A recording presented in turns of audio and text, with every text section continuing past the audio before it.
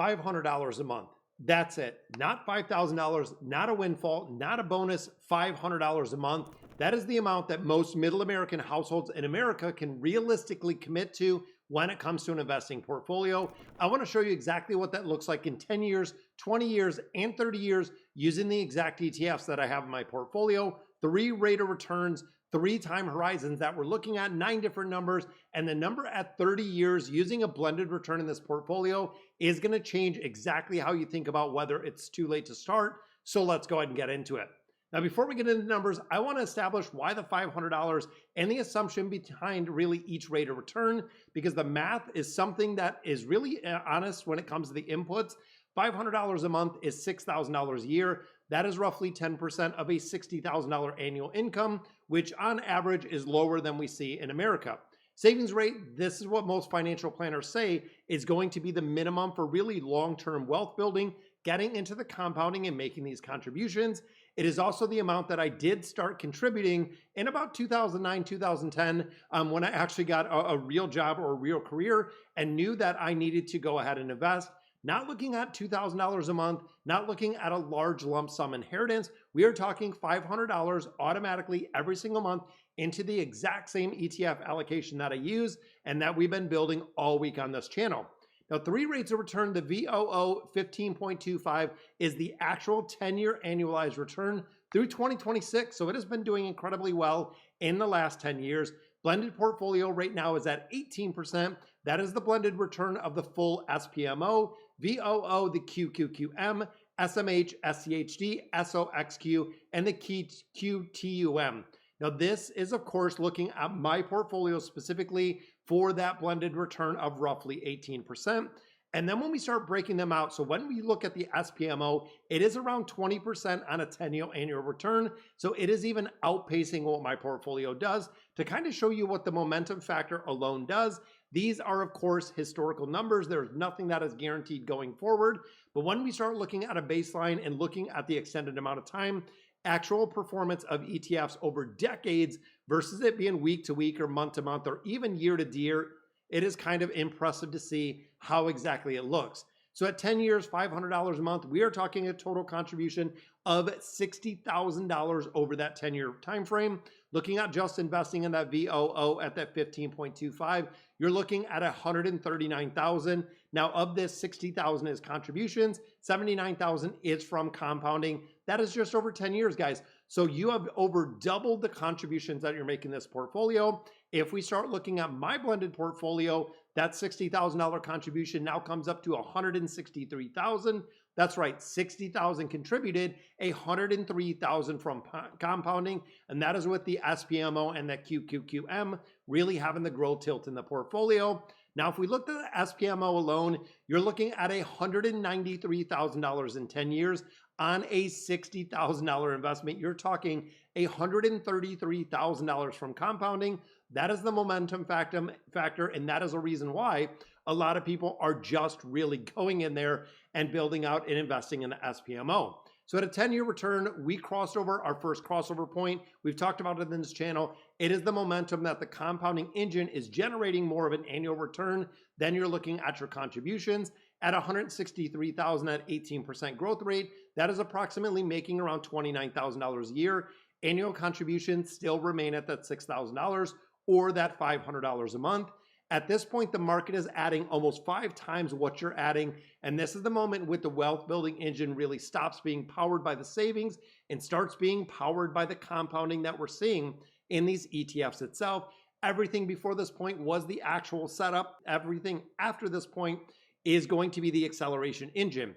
So then we look at 20 years at $500 a month. That's right. 20 years, your total contributions are now $120,000. And this is where the compounding stops being very impressive and starts being just absolutely hard to believe at this point. When we start looking at the VOO, you're talking a balance of $714,000 on $120,000 contributed. That's right, $594 or $500,000 in compounding at this point. Market nearly returned 5x what you put in there. Then we look at my blended portfolio of around 18%. You're looking over $1 million in this portfolio on $120,000 contributed. That puts $930,000 of compounding, and you're talking $1 million in a portfolio at $500 a month over that 20-year period. Then we look at the SPMO, you're looking at $1.5 million, 120,000 contributed, $1.38 million from compounding. That is absolutely crazy, because when you think about this, we are still only putting in $500 a month. That's what we contributed through the career changes, through the cycles, through promotions, bonuses, anything else you get during your working career over a 20-year period, you are still sticking to that $500. Now, looking at the blended portfolio, like I said, that we've been going, this crossed $1 million mark at year 20 from $500 a month. This is not from a windfall. It is not from a lucky stock pick. We see $500 a month over 2 decades in my allocation would put you at that $120,000, like we said, contribution. The market return $930,000 on top of it, which is crazy. And that is why Tuesday, when we covered the age-based portfolios, the 40-year-old looking at a 20-year market return, getting to 60 at $500 a month, still has the ability to earn over $1 million in a portfolio, even in that accumulation phase, because the compounding engine is working and really at full power over the first decade, going into 20 years. It is kind of crazy, because when you understand, when you look at 20 years or even 25 years, if you're 40 years old at that 18%, it might feel impossible when it starts, but as the compounding continues, it gets pretty impressive. Then we get into the final one, 30 years at $500 a month. We are now looking at $180,000 that we made in contributions. That's it, guys, $180K over a 30-year period. This is the number that we ended with the pinned comment yesterday, exactly what we were looking at. And how would this change how you're viewing it today? Thinking if you are 30 or even 40 years old, going 40 to 70 or going 30 to 60 in this portfolio. Again, $500 a month. The VOO now puts you at $3.2 million.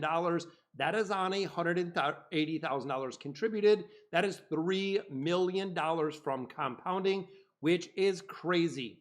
Getting into my blended portfolio of 18%, you're looking at $6.1 million on $180,000 contributed. And then if we look at the SPMO loan, the biggest number we're going to talk about in this video, you're looking at $10.8 million.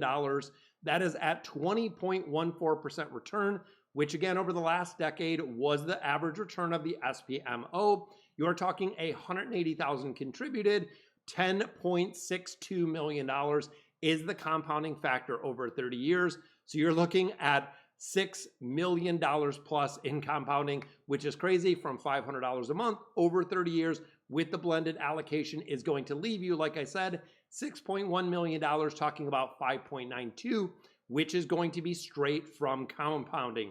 So the market at this point is doing 33x the work you did, not because you found a great stock, not because you really timed the market correctly. It is because you invested $500 a month. You left it alone for a 30-year time frame, and that is where it gets kind of crazy. Now here's the numbers inside the numbers that matter the most. The 30-year blended portfolio, again, is at that 18%, generates approximately $1.09 million in annual compounded returns. Even doing contributions at $500 a month, $6,000 a year. When we start looking at generating even past that, for every dollar you add, you're adding about $181, which is kind of crazy, which it's very irrelevant when you get to that 30-year mark, because the engine is going to absolutely outpace and run without you doing anything. Even if you kept the contributions going at $6,000 a year, it won't even make a difference. It won't even be a drop in a bucket at that time, because it is going to really go and it is going to run without you. So what does it cost to wait? If you wait 5 years to start, beginning your portfolio at year 5 instead of year 1, equivalent to a 30-year equivalent versus a 25, the blended portfolio at $500 a month is approximately $2.8 million.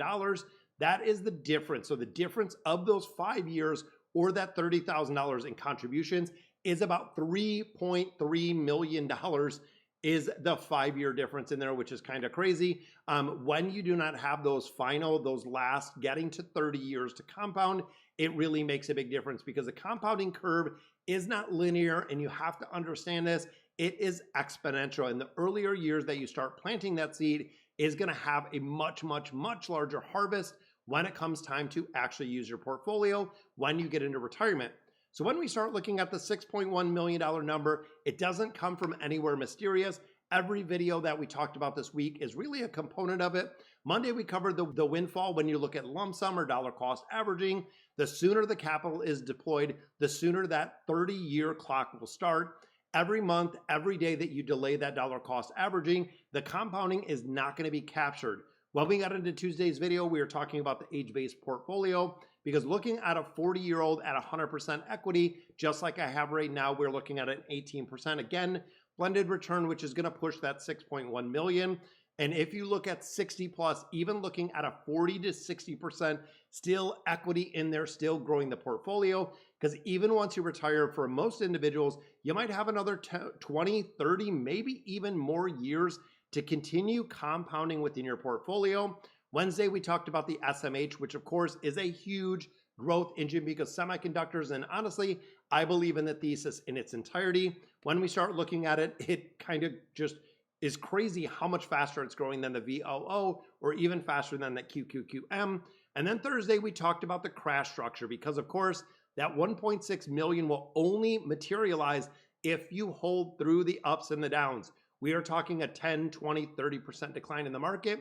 Guess what? You're buying it all at a discounted price, and you have to understand that the structure makes it possible, and holding is the only thing that brings these numbers into reality. This week was not about 5 separate days, 5 separate videos. It is one framework, and the reason we talk about investing, looking at lump sum, looking at age allocations, looking at the sector, conviction really going in with semiconductors, the crashes, of course, that always have rebounded through all of history, and then the compounding. Monday through Friday, we really gave you the framework of an entire investment portfolio. So here's the last action step from this video, guys. Not which ETF to buy, not which allocation. Open the brokerage account today. We have links down below for M1 Finance and for Robinhood. Start contributing $500 and just invest in the VOO. That is going to be the baseline. You don't need a perfect portfolio. You don't need to read and watch every single video this week. You just need a day to put the $500 in there and start the 30-year clock, because the number at 30 years is 6.1 million. The 3.2 million is the difference between starting now or starting in 5 years with that $500 dedication. Now, nothing in investing at any point is going to be 100% certain, but certainty is when we start looking at the compounding math, and the math only runs when you start making those contributions. So if you know someone who is asking, how do you start investing? Send them this video, guys. It is going to be a quick answer with real numbers and a real portfolio. No theory, no get rich quick. It's not what I do at all. $500 a month, 3 decades, very easy to see the math. So drop a comment down below. Where are you at in your timeline? Are you at year 1, 10, 20? How long have you been investing? What kind of returns are you looking at? Where's the portfolio? If you're not investing, what is the one thing that is stopping you from starting? I want to know, and I respond to all of the comments that I get. Subscribe if I gave you any insight to investing this week with the framework, and the final decision to your final number is entirely up to you, and I'll see you in the next video.